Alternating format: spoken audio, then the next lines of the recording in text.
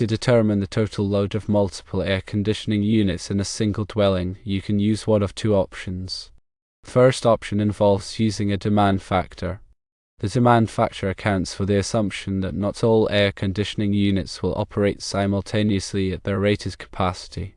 For residential applications, the following demand factors can be used. Firstly, 0.85 for 3 or more units. Secondly, 0.75 for 2 units. Thirdly, 0.65 for 1 unit. Step 1 involves determining the amp rating of each air conditioning unit from its nameplate.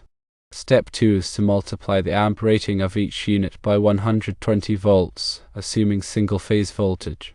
Step 3, sum the values attained in Step 2.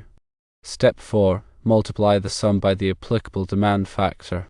For example, let's say there are 6 air conditioning units with amp ratings of 20 amps, 22 amps, 25 amps, 23 amps, 21 amps, and 24 amps.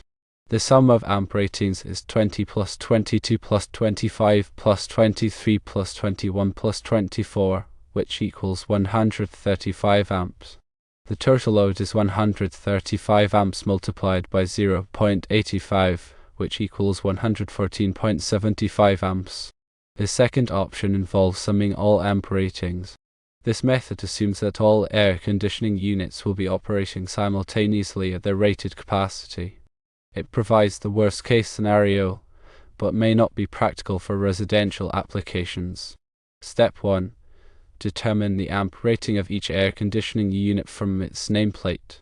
Step 2. Multiply the amp rating of each unit by 120 volts, assuming single-phase voltage.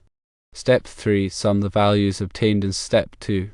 For example, let's say there are 6 air conditioning units with amp ratings of 20 amps, 22 amps, 25 amps, 23 amps, 21 amps, and 24 amps. The total load is calculated as follows.